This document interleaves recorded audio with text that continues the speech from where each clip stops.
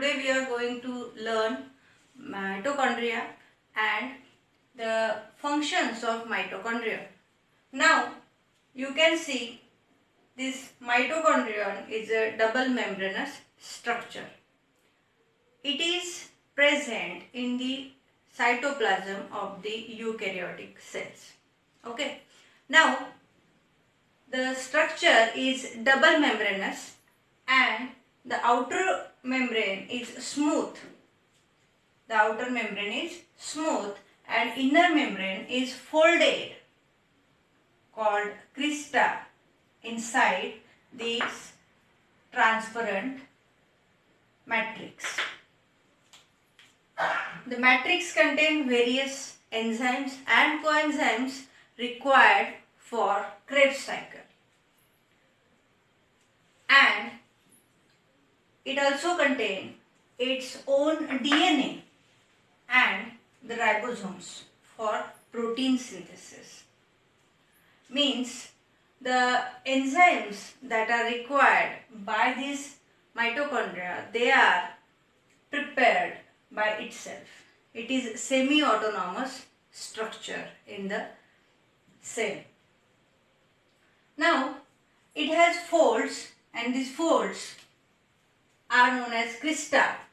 These crista have fine particle structures called F1 particles or elementary particles.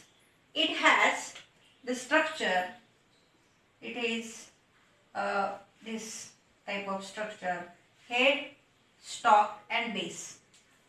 This is the head, stalk and base of this F1 particle. Now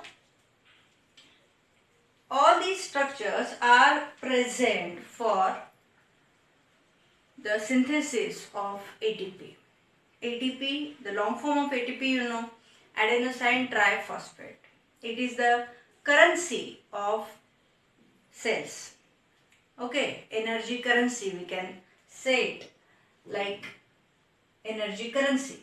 अब देखो, जो energy currency है ये form होती है इस mitochondria के अंदर बहुत ज्यादा.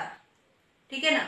टोटल जो ग्लूकोज मॉलिक्यूल होता है उसका डीकार्बोक्सिलेशन और उससे टोटल एनर्जी ऑक्सीडेशन उसका वो होता है माइटोकॉन्ड्रिया के अंदर. तो सबसे पहले आपने पढ़ा है कि जो माइटोकॉन्ड्रियन है वो बहुत इम्पोर्टेंट रोल प्ले करता है सिर्फ जो एरोबिक रेस्पिरेशन होता है उसमें. क्यों? क्योंकि ग्लाइकोलिसिस जो अपनी एनर्जी सिंथेसिस की जो प्रोसेस है वो होती है साइटोप्लाज्म ऑफ द सेल में. उसके बाद जो भी प्रोसेसेस है वो प्रोसेसेस कहाँ होनी है? तो इस माइटोकॉन्ड्रियन में होनी है. माइटोकॉन्ड्रिया में ये जो ट्रांसपेरेंट मैट्रिक्स रहती है उसमें क्रेब्स साइकिल्स रहती है. Krebs cycle it is a cyclic pathway.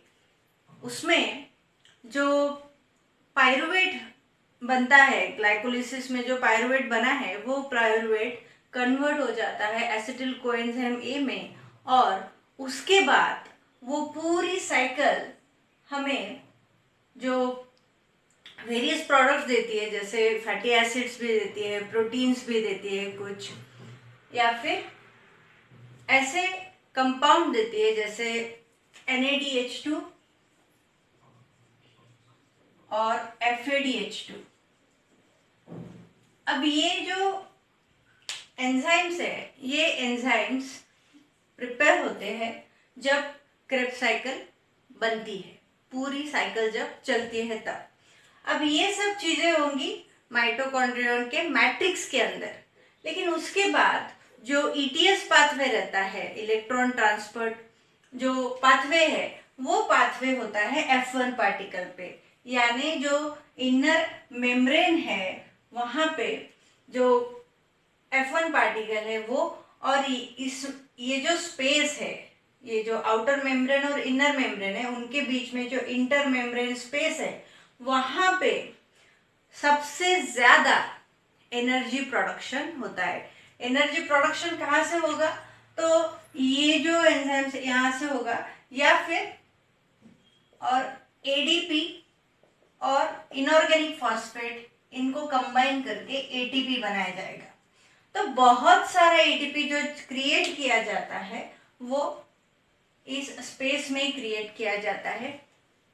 F1 particle पे वो सब जो कोएंजाइम्स रहते हैं वो प्रेजेंट रहते हैं, जैसे बी है, B6 है, साइटोक्रोम है, ऐसी चीजें ये प्रेजेंट रहती है यहाँ पे।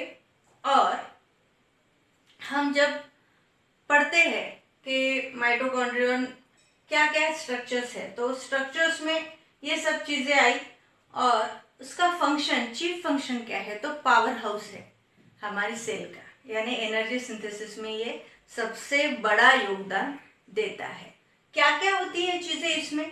तो इसमें जो एंजाइम्स और कोएंजाइम्स प्रेजेंट है, जैसे NAD FAD कोएंजाइम्स प्रेजेंट है, तो वो H2 यानी H पॉजिटिव आयन और इलेक्ट्रॉन्स को लेके NADH2 और FADH2 में कन्वर्ट हो जाती है और उससे हम एनर्जी बनाते हैं या फिर हम में एनर्जी बनती है।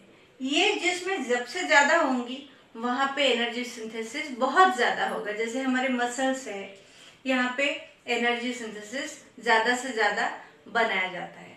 तो माइटोकॉन्ड्रियन यूकैरियोटिक सेल्स में प्रेजेंट रहता है और इसमें होता क्या है? तो पायरुविक एसिड से बनाया हुआ एसिटिल कोएंजाइम ए जो है वो एंट्री करता है और क्रेब्स साइकिल में फिर उसका पूरा टोटल डीकार्बोक्सिलेशन और ऑक्सीडेशन होता है और उसके बाद ETS पाथवे होता है F1 पार्टिकल पे और वहां से टोटल ATP जनरेट किया जाता है। ठीक है स्टूडेंट्स, आज के लिए इतना ही।